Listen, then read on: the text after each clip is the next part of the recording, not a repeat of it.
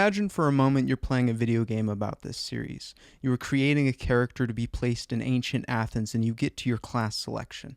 Now from our perspective looking back, we view Plato and Aristotle as completely dominating the Western intellectual tradition, but they did not have a complete duopoly on the thought of ancient Athens. There are many other schools or classes you could choose from, including 4 more culturally important ones, which we have not yet talked about. There was Cynicism, Skepticism, Epicureanism, and Stoicism. In this video I will cover the first 3 of these schools. So, what was Cynicism? Cynicism was said to be founded by Antisthenes, a famous pupil of Socrates. However, Antisthenes had an even more famous student named Diogenes. Diogenes became something like the archetype of cynicism. His character, what he not only preached but practiced, guided the intellectual tradition. Cynics were those who rejected convention. They rejected property and possessions, opting to live simple lives in accordance with nature. They were truly free. Diogenes, for example, lived on the streets, eating, peeing, and even masturbating in public. His role in society was to call out the destructive greed and decadence in Athenian life. He called out people in the streets for not focusing on bettering their character. People thought he was like a dog, living carefree and barking at passers-by. This is where the name cynic came from. It meant dog-like. Next, there was skepticism. Skepticism was founded by Pyrrho. This school of thought, I believe, is best captured by a single quote. Pyrrho reportedly said, "Things are equally undifferentiated and unstable and indeterminate. For this reason, neither our sensations nor our opinions tell us truths or falsehoods." In other words, the skeptics are saying we must suspend judgment. The core premise of skepticism was that nothing can be truly known about the world. All we as conscious beings have access to is appearances, and those vary depending on the subject who's perceiving. Suppose someone said, "This apple is red." The skeptics would be like, no, its appearance can vary depending on the observer. A multitude of factors could be at play. If an animal is looking at it, it will likely perceive it in a different way.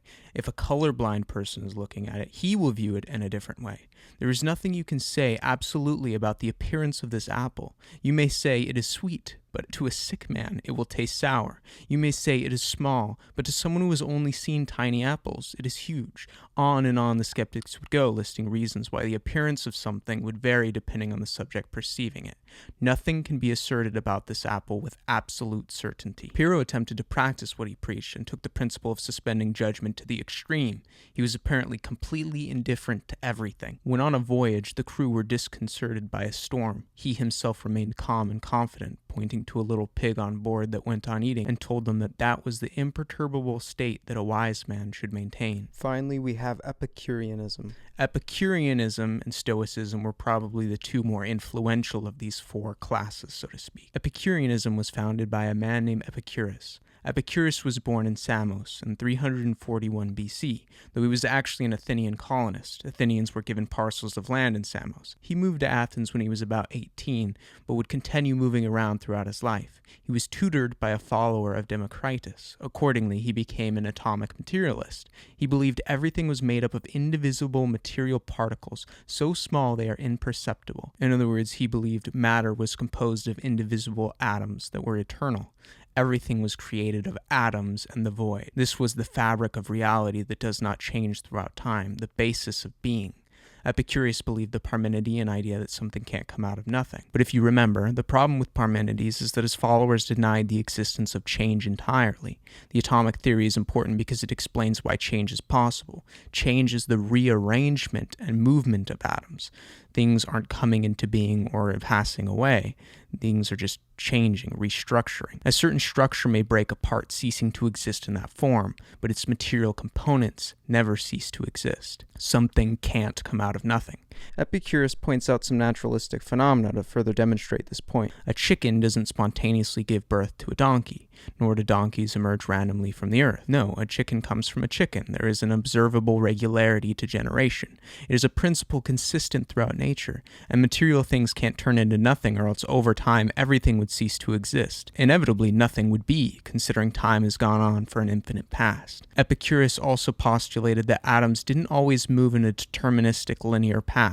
but occasionally swerved ever so slightly. This is interpreted by most philosophic commentators as a justification for free will. It is a theory that escapes the bonds of deterministic fate. This atomic materialism is important because it influences the ethical philosophy Epicurus is most famous for, just like Plato's world of ideas influenced his ethical philosophy. Epicurus believes that since everything is made of material atoms, the soul too must be made of material atoms. Thus, there cannot be an afterlife. The soul cannot survive the death of the body. Obviously, the soul's texture is too delicate to exist independently of the body that contains it, and connection with the body is necessary for sensation to occur, so there's no punishment in the afterlife we have to worry about. Epicurus believed that the gods don't really meddle in mortals' lives. They give no moral code to which we are subject. Our only guide is pleasure and pain.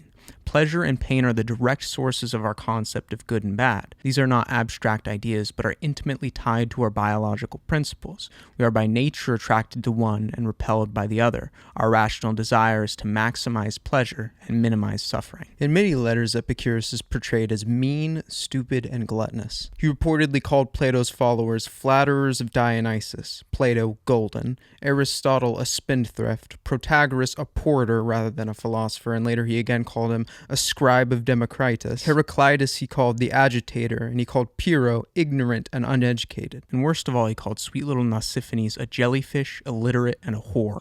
All of which were true. It is suggested that he threw up twice a day from overindulgence. It is said that he was unacquainted with reasoning and knew even less of life. It is said that in the commune that he established later in life, they would have orgies every night. Apparently, Epicurus slept on a bed filled with virgins. Now, I know what you're thinking. Finally, a philosophy for me. I'll get tons of women, I'll eat tons of food, I'll slut-shame the occasional sea creature. It's everything I expected from philosophy. However, in reality, all these stories were slanderous lies, most likely made up by the Stoics, who became the Epicureans' rivals later on. Stoics later fit in with Christianity, while Epicureanism didn't, and it was viewed as a base hedonism.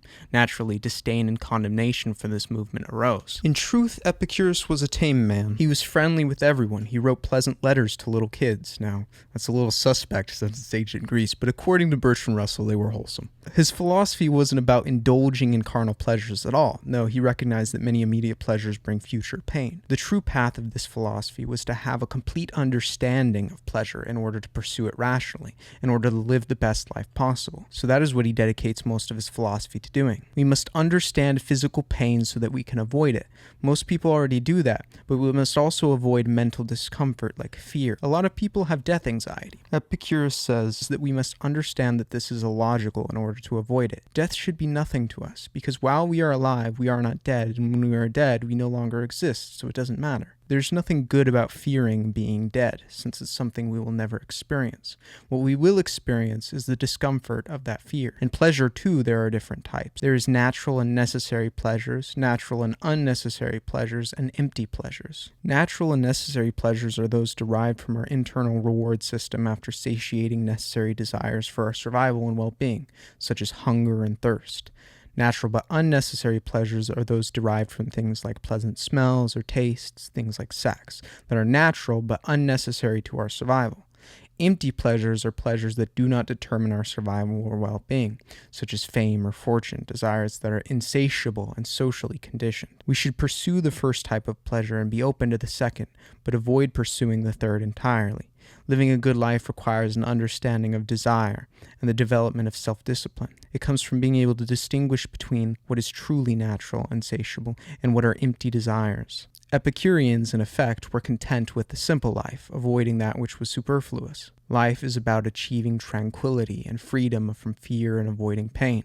This requires knowledge about the world and limiting one's desires. Epicurus, for example, lived on a very simple diet of bread, olives, and cheese. That being said, Epicurus reportedly said, "There is also a limit in simple living, and he who fails to understand this falls into an error as great as that of the man who gives way to extravagance." They weren't dirty cynics after all. At the spry age of 70, he purchased some land which he called the Garden.